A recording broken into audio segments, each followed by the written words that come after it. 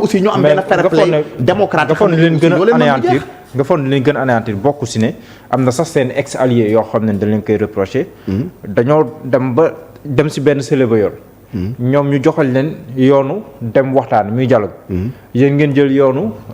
jëflante. ñoom nu jël yoonu dialogue bi. fu mu toll nii ñoom moom 2024 kenn waxu ndax dinañ bokk am duñu bokk ñoom dañuy bokk. yéen ngeen jël yoonu jëflante bi. fu mu toll nii seen bokk dara leeru fu mu toll nii mi ngi gën a tar seen i mbir kon est-ce que yéen defoo leen erreur c'est ba ñu déglu ñu leen doon dëggal ne dañ dem waxtaani. non en fait c'est-à-dire que xam nga dialogue aussi ñun on n'est pas contre le dialogue mais le président Ousmane Sonko wax na lu leer nee na c'est-à-dire que dialogue du ñu dem dialogue sur n'importe quelle condition du ñu dem dialogue avec un pistolet sur la tempe ñun comment ni ñuy demee dialogue ñu jàpp lu mat presque 1000 personnes ay détenus politiques ñaa xam ne presque ñëpp Pastef nañu bokk denc leen ci kaso bi. justement ñu war a dem dialogue pour waxtaanee ko. non mais loolu. mais ñoom xam nañu loolu c'est une injustice. pour crier pour ne dina tax man je pense que le régime en place. À la tête le président Macky Sall. pour montrer peut-être sa bonne foi il devait au moins libérer les détenus pour wane en réalité moom dialogue buy wax en réalité c'est un dialogue qui est sincère en lui. mais soo jàppee sama ay nit tëj leen prison man ma dem di dialogue ak yow mais ñu tëj ñi ñoom lan la ñuy considérer ils risquent de nous considérer même comme des traîtres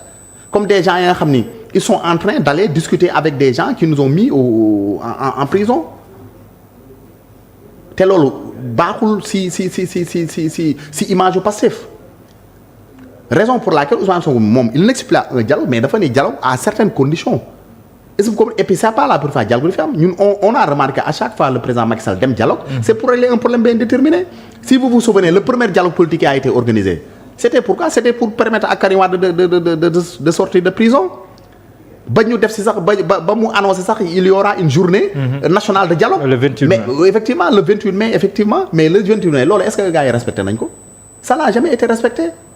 donc pour man ce dialogue là c'était juste pour permettre à Karim Wade et à Khalifa Sall de participer à des élections. C'était juste ça. Mais politiquement parlant boo xamee objectif yi mais mën ngeen dem comme yéen xam ngeen ne li ñuy nas yéen njort ngeen ne li ñuy nas c'est contre vous. mais boo leen demee fan koy nasee dina compliquer les choses à l'adversaire est-ce que tamit si wàllum stratégie yéen juumoo leen si doxalin. non juumuñu en réalité xam nga ñun on a été logique avec nous-mêmes xam nga ñun dañoo nekk si benn logique. mënuñu def suñu politique ba yegg si fii ñëw di def ay affaire baara yëgoo wala di teg ay schéma yoo xam ne day fragiliser parce que ñun suñu demoon dialogue d'accord si la nga xam ne par exemple du njariñu askan wi mais boobaa peuple bi mën na taxaw ni yéen kat li ngeen doxalee nii du njariñu askan wi te yéen a ngay wax ne da ngeen ñëw pour def des changements profonds si doxalinu réew mi mais nii ngeen commencé nii vraiment dalul suñu xel te loolu mën na nekk un contre-coup politique néfaste pour ñun. moo tax ñun on a été trop logique c'est difficile la situation qu'on vit actuellement mais on le vit avec dignité on le vit avec honneur quand même yaa considéré parce que ñun dañu jàpp ni la voie qui vous mène à la conquête du pouvoir du voie ba nga xam ne dafa yomb mais ñun gëm nañu et puis je le dis ñun man jàpp naa ne le combat ñun gagné nañu le combat parce que gis nga combat lan nga koy gagné soo demee tey say ñëpp c'est clair en réalité tout le monde te dit que le président Ousmane bokk élection yi moo tey mu gagne que ñoom xam nañ loolu ils le savent mais loolu lan moo ko may le président Ousmane Sonko parce que il est fidèle à sa ligne de conduite. mais balaa Macky Sall je vous donne un exemple le président Macky Sall. bi mu nekkee dans l'opposition Ablaye Wade woo na ko fi moom ak Idriss Seck ñoom ñaar ñoo ko woo na leen mais Macky Sall demul su demoon. peut-être du nekk président Idriss Seck moo dem. mais parce que Macky Sall a été fidèle à sa ligne de conduite. est-ce que vous comprenez ñun aussi on est dans cette logique là. donc li ñu Sénégalais yi nawee ba teg ñu fuñ ñu teg loolu aussi duñ ko wàcc donc ñun si loolu la ñuy nekk di continuer di xeex parce que aussi y a des gens certains gens même qui disent que Ousmane peuple da ko non c'est pas Ousmane li mu am peuple moo ko jox. am na ñu ne peuple da koo lâché. non mais yéen tamit sax yéen waa Pastef loolu c'est faux. ak waa Yewwi am nañu ne yéen lott ngeen. parce que bu demee ba ay soxna Ousmane Sonko génn di wax. non mooy yéen ñi waroon taxaw. di ko aar. waaw.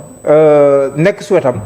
xeex suwetam yéen lott ngeen loof ngeen ba ñaari soxna mi obligé ñoom génn waxte mosuñu ko woon. non en fait c'est-à-dire que sur cette question là je suis très à l'aise pour le répondre d'abord pour dire que gis nga le peuple est toujours avec le président Ousmane Sonko xam nga les Sénégalais aussi moi je le dis les combats qu'on devait mener on les a menés ba yegg si fii ñu ba peuple am fu ñu teg gis nga nekk si terrain bi di xeex ak di nangam man yaa ngi ko mën je me dis que c'est pas la solution gis nga solution bi nañu fexe ba organiser des élections transparentes pour permettre à Sénégal yi ñu def leur choix. et man jàpp naa ne ak sama ay morom ak presque l'écrasante majorité des Sénégalais jàpp ne le choix est déjà fait sur la personne de président Ousmane Sonko. En ce qui concerne la sortie des épouses du président Ousmane Sonko mais loolu c'est une affaire en réalité familiale yow tey say soo amoon problème sa jabar da lay taxawu. man aussi su ma amoon problème sama jabar daf may taxawu. est-ce que yaa ngi comprendre est-ce que vous comprenez. mais mun na ba yëkki kàddu kon est-ce que tey mais loolu fi ngeen waroon taxawee da ngeen loof politiquement loof ngeen mais ñun ñoo ngi taxaw ñun li ñu war a def ñoo ngi koy def man en tant que avocat maa ngi def li ma war a def. en tant que aussi militant politique maa ngi def li ma war a def. waaw man du point de vue politique laay waxee mais sur le plan politique tout récemment gis nga une délégation de Yewwi Askan Wi a été reçue par le khalife général des Mourides. loolu ça entre dans le cadre de cette action. Il y a des points de presse il y a des communications qui sont tenues il y a des actions même qui sont faites au niveau de à l'international. Mes confrères Juan Branco et Larissou sont en train de faire un énorme travail sur le plan international. Le combat même est en train d'être étendu même aux États-Unis. Est-ce que vous comprenez? Pour sensibiliser les chancelleries américaines sur les conditions quand même arbitraires de notre client. Donc nous, on est en train de faire notre travail. Peut-être résultat bi feeñugul mais Inch'Allah on obtiendra un résultat. Et pour cela, man je dis que au président Macky Sall bon il n'est jamais trop tard pour revenir à la raison. Xam nga voie bi mu dugg cette voie de confrontation là man je dis que le président Macky Sall du une voie parce que Sénégalam la. ëllëg su demee ba jeexal fii lay toog dundam alhamdulilah nekk fi ci jàmm quoi. ëllëg sax su demee bu bëgg a nekkat candidat sax mën a nekkaat candidat mais loolu pour mu am ci jàmm ak en toute tranquillité na fexe ba demam rafet na rafetal digganteem ak le président Ousmane Sonko na xam ni Ousmane Sonko n'est pas son ennemi en réalité. ñu koy gëmloo ni Ousmane Sonko c'est son ennemi bu mu leen déglu. Man je dis que j'interpelle aussi il y a des légitimaires au sein de la coalition Benno Bokk Yaakaar je pense à Abdou Latif Coulibaly je pense à Souleymane Jules Diop je pense non déglu ma wax seen discours changé na non kaay ma bu njëkk ba doole ngeen doon mais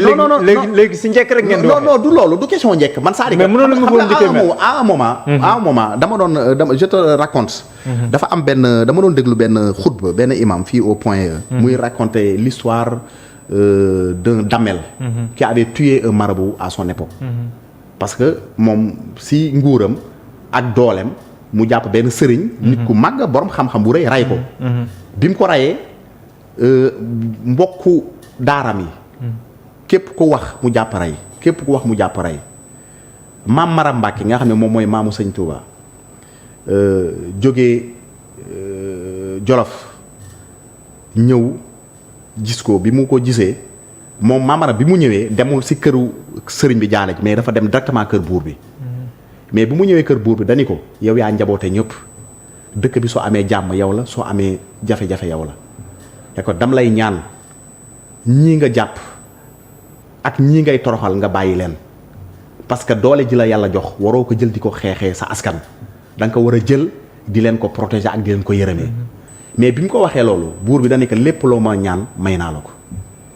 ñiy wax ak man suñ doon wax ak man peut-être ci langage bi ak di ma kii man dinaa il est revenu à la raison pour vous dire que à un moment de kiin et puis damay ne taxawaay boobu tey say bi Mame Maram ak taxawoon tey sëñ Mountakha moo ko taxawu est-ce que comme ñun on est toujours dans notre ligne on ne change pas yaa ngi ko parce que ñun dañuy jàpp ni même Macky Sall bu muy jël nguur il s'est battu ñun dañuy jàpp li ñuy def ni on se bat pour prendre le pouvoir mais nag ci yoon bëgguñu pouvoir ci violence man de bëgguma ko te je suis sûr que Ousmane Sonko bëggul loolu te yàgg na ko wax yàgg na ne wax ni moom bëggul pouvoir ci violence parce que pouvoir soo ko amee ci violence loo fay fekk ba di liggéey. est-ce que loolu ça a été toujours son discours. Donc ñun on ne change pas de discours ñun on est toujours dans notre logique on n'a jamais été dans la violence wax naa la sànq ne la ñun bu ñu njëkkee ñëw débat d'idées nañu andi ñoom ñoo ñëw di ñu saaga di ñu attaquer di ñu def lan ñu ne à un moment il faut qu'on se défende. te dans cette confrontation ñan ñoo ci dee ñun la ñan lañ ci tëj prison ñun la par conviction parce que ñi ci dee ñun dañu jàpp ne leur mort ne doit pas être vaine raison pour laquelle ñun on doit continuer cette lutte là pour leur rendre ne serait-ce qu'un hommage. Et ensuite le président Macky Sall li mu koy wax gis nga dans cette stratégie là de répression di jàpp nit ñi di tëj. loolu en réalité c'est-à-dire que c'est contre-productif pour moom même sur le plan électoral tey say koo jàpp nit koo jàpp mais sa famille dan lay mere imagine-toi nga fekk benn soutien de famille nga ñëw yóbbu ko prison nga bàyyi jabaram nga bàyyi ay doomam bàyyi yaayam nga xam dañoo yaakaaroon ci moom avec cette vie difficile là fayatuñu location ñu nar li génnee seen kër mais loolu en fait tu te fais le dos c'est-à-dire que da ngay tax seen famille entière mere la si loolu. te jour élection soo amee daañu la ko wan moo tax je vous dis gis nga élection présidentielle yi si le président Macky Sall continue dans cette logique là. continue dans cette logique gis nga élection présidentielle xam nga lan mooy nar le principal débat la libération des détenus politiques. d'accord loolu moo nar a nekk le principal débat te boobaa le candidat bu ñu yaakaar ni soo ñëwee tu vas libérer tous les détenus politiques. yow yaay ëpp chance pour gagner te candidat boobu duñ ko gis en réalité sur la mouvance présidentielle parce que ñi nekk mouvance présidentielle ñoom ñëpp ñoo ngi ne tekk jàpp seen jàmbur. kenn waxu ci parce que jàpp nañu ñoom ça ne les concerne pas en réalité ça les concerne parce que gis nga njiit soo àndal ak moom. d'accord président am na doole tout ça mais na nga ko wax dëgg te président dafa war a déglu ñan nga xam ne ñu koy wax dëgg te man je suis sûr et certain y a des am na ñi nga xam ne tey say bi muy galère ñoom ñoo àndoon ñoom Mor Ngom je pense à Abou Abel Thiam je pense à Seydou Gueye ñooñu bi ñuy galère ay ñoom Moustapha Sy ñoo galère ñoo koy wax dëgg mais na leen déglu bu mu xaar ay des arrivants ñi nga xam ni dem na ba jël pouvoir bi ñoom ñu doog a ñëw gis nga ñooñu duñ ko wax lu ko neex rek nañ koy wax ak lu mu bëgg rek lañ koy def loo mais gisoon na mbir yi day gën a compliqué parce que même les avocats de l'État du Sénégal tey jii à 16h dinañ def point de presse pour wax ci mbirum Ousmane Sonko ci genn wàll ak mbirum Juan Branco ci beneen wàll loolu tamit daan nañ ko gis ci jamonoy Karim Wade daan nañ ko gis ci jamonoy Khalifa Sall ndax gisoon kon mbir yi kon mi dina gën a tar boobu moytul ci sa leader di Ousmane Sonko. non man conférence boobu sérieusement man awma lam ci wax awma lam ci quoi. waaw sérieusement. ñoom c'est leur liberté. ñu tenir seen conférence presse comme la loi leur permet. mais quand même seen liberté aussi dafa am ay conditions yoo xam ni aussi dañ ko war a respecter. il faut comprendre loolu rek laa leen di wax c'est mes confrères que je respecte beaucoup. ñoom ici ils me respectent beaucoup. mais aussi lépp rek nañ ko teg ci yoon bu boobaa jàmm. gisoo ne kon procès ngi yor beneen procès si Ousmane Sonko. non procès même soo amee ñun. c'est appel à l'insurrection. non y a aucun souci l'État moom moo jël sa procédure. wala day parce que en réalité procédure soo amee kat on attend un procès. loolu c'est naturel hein. procédure soo amee soo tijjee benn procédure mais procédure on attend un procès. mais bi instruction bi mi ngi doogaat tàmbali da booy xo. waaw mais peut-être même les délais suivent son cours tout ça yooyu yëpp am na mais quand même une procédure c'est une procédure comme tous les autres hein. comme toutes les autres procédures donc procédure soo amee ñun effectivement naturellement on attend un procès à moins que l'État décide ni bon poursuivre tout bàyyi dossier bi parce que en fait apparemment c'est l'État qui s'est constitué. Donc c'est l'État maintenant contre le président Ousmane Sonko donc l'État dans sa quand même lu mu tudd sax opportunité de poursuite mën na xëy ni bon li mu doon toppee Ousmane Sonko jàpp ne dara amu si te en réalité dara amu si sax bàyyi naa yooyu mais je ne terminerai pas sans pour interpeller je pense que à mon avis tous les fonctionnaires de l'État surtout les hauts fonctionnaires ñi nga xam ne ñoo yor justice bi ñi nga xam ne ñoo yor force de sécurité yi ñu xam ni aussi Sénégal ñun ñoo ko bokk est-ce que vous comprenez les régimes qui sont là c'est des régimes qui passent ñoom ils sont là ñoom bu ñuy nekk dans l'administration wala di ñafe nekk université di jàng di xooslu ba nekk ay président Macky Sall yëgu ko keneen yëgu ko Macky Sall dafa ñëw pour liggéey ak ñoom dans le cadre strict des lois et des règlements qui gouvernent le pays là loolu nañ ko jàpp à l'esprit gis nga soo demee États-Unis je vous donne un exemple Trump bi mu ñëwee au pouvoir mais dafa ñëw jël ay lois ya nga xam ni interdire c'est-à-dire que l'entrée sur le territoire américain des États entiers le Soudan la Libye la Syrie tout ça ak la Somalie mais bi mu defee loolu mais ce qu'on appelle le strip down mais bi mu defee loolu mais les fonctionnaires américains les diplomates américains les juges américains je vous dis ñoom ñoo taxaw ni lii du fi am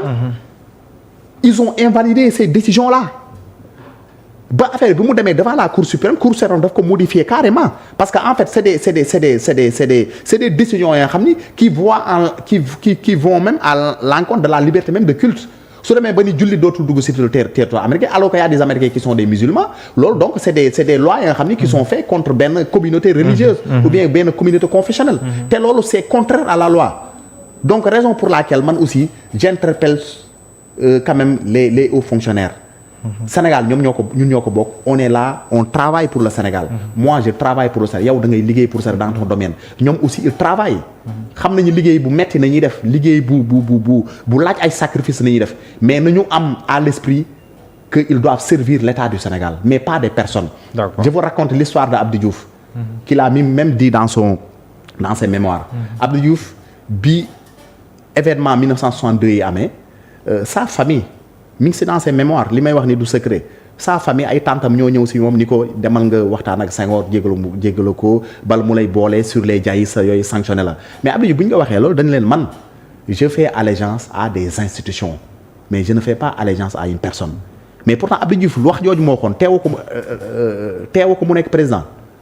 Senghor bi mu fi jógee Abdou Diouf moo ko remplacé. pour te dire que nit ki loo war a nekk ak loo war a am lépp mi ngi si loxo yàlla. nit da ngay gëm yàlla. bul gëm ni nit moo yore sa wërsëg. wala nit moo yore sa promotion. yow fi nga jaar ba nekk un magistrat fi nga jaar ba nekk un commissaire de police fi nga jaar ba nekk un général wala fi nga jaar ba nekk un colonel de l'armée ou bien de la gendarmerie. loolu ginnaaw sa liggéeyu bopp ak sa ñafe bopp yàlla moom la si jàppale du keneen donc.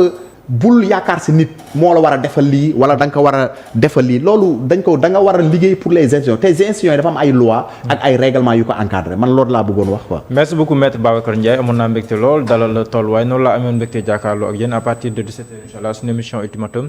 20h incha allah Sene People soxna Awa Fall ak soxna Nabou Ngom dinañ fi teew ak seen i gan incha allah Thierno Ba ak soxna Mati ñoo nekkoon si xarale bi wóoy leen ak suñu programme jaa ngeen jëf